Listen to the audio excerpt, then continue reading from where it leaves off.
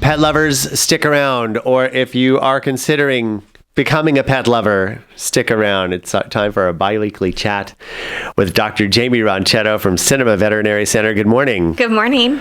We were talking about this off the air, and since I have 3 beagles, I am probably belong to about at least 3 or 4 beagle groups because they've got all the pictures and everything else. But also, a lot of people share a lot of really good information, and it's not necessarily the information out there isn't specific to beagles. I mean, they have pictures of beagles, but this is really important because someone had said that one of their dogs had eaten like 5 blocks of the rat poison stuff. I guess it's really tasty. Yeah.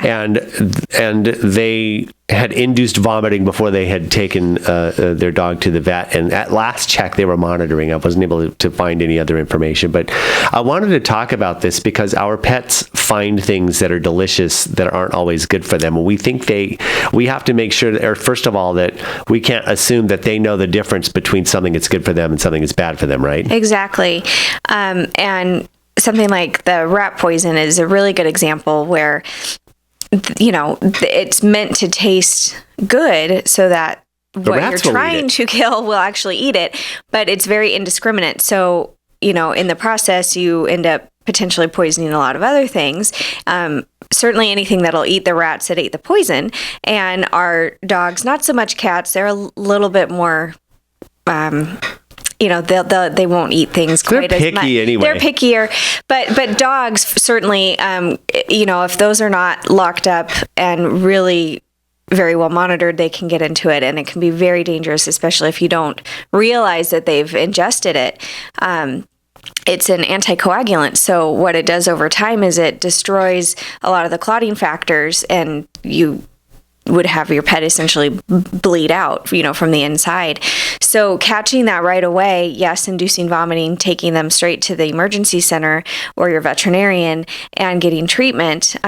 Usually, we would start them on vitamin K supplements to help replace those clotting factors, so it doesn't happen. And just monitoring blood work for a certain amount of time until we're sure that it's all cleared.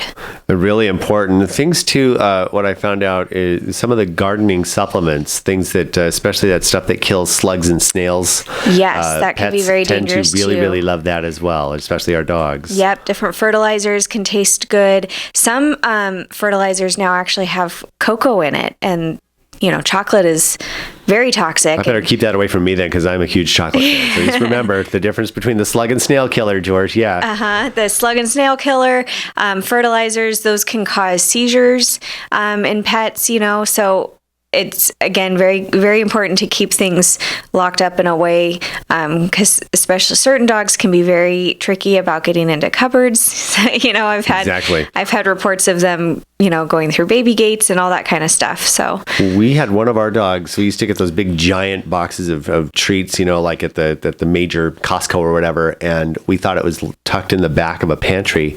And I wish I had a video camera, because one of them, Lance, opened it, managed to pull out the unopened box, and then chewed into the side of the box and pulled out a bunch of them. So oh my goodness, they are very clever. And so make sure that determined. That stuff is up and out of their way. And yes. And like slug and snail stuff, that gardening things, make sure you're reading the labels also, and make sure that you know the dissipation rate and keep the pets out of the yard, of course, right? Absolutely. And if you do come across something that your pet has ingested, and if you're not sure if it's toxic or not, certainly calling your vet, they may be able to help you. But there's even some things that we're not familiar with, we just don't know. So ASPCA has a poison control website that has a very good list of toxic and non-toxic plants.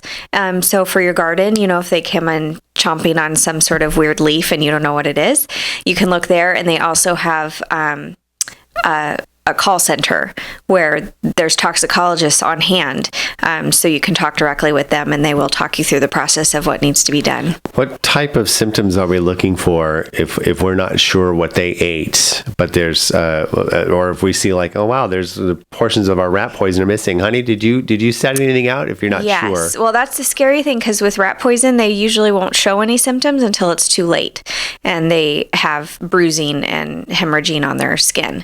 So that's the scary thing, is unless you catch it or you see that something has gotten into it that shouldn't, just to be safe, I would take them to the vet to get checked out. Others, would certainly cause vomiting, diarrhea, like I said, seizures, some neurological problems. Sometimes they just act vaguely sick and lethargic. It can really vary. Now, one other question I have about this, and there's been varying stuff. Let's say, for example, you've got the rat traps out there with they have like the little rat caves or whatever. Yes. And they go inside, so the pets can't technically get in there. But what if your pet gets one of those rats that, because that's a lot of times when they catch them, especially mine tend to get, unfortunately, they just play with them and leave them there. But what if they start to... Now, mind you, if you're having breakfast, you might want to turn off the radio. But what if they actually begin to eat or get into... kind of tearing them apart or something like that. Is it the rat itself? Yes, itself. Yes. If the rat has eaten the rat poison and it's in their system, then they can still be poisoned from that too. It's like especially cats and things who love cats to take that those. like to hunt. Yes. That's why I'm not a big fan of rat poison, just because there is that potential. So you're not just poisoning the rats, but anything that'll eat the rats. So birds of prey, cats, anything else out there, they're going to go for those rats that look a little sick because they're easier to kill. Exactly. And then they get poisoned too. Well, and we learned, because there used to be one that would crawl up into our brush right outside of our window in the summertime, and then the dogs would get all like crazy for it. Yeah. I got one of those fake owls and put it in it's a giant shrub, and I put it in there, and they haven't come back. Oh, that's smart. And especially with 3 beagles anyway, didn't put, my landlord had put some poison out. We finally took those out because the dogs kept going crazy trying to get into it. So very important to watch those things. Dr. Jaimie Ronchetto, Cinema Veterinary Center, cinemavet.com, 251-9300. Is that right, the number? 253. 253. Sorry. I was so close. It's early. 253-9300 and excellent service. Thanks so much for stopping by once again. Thank you.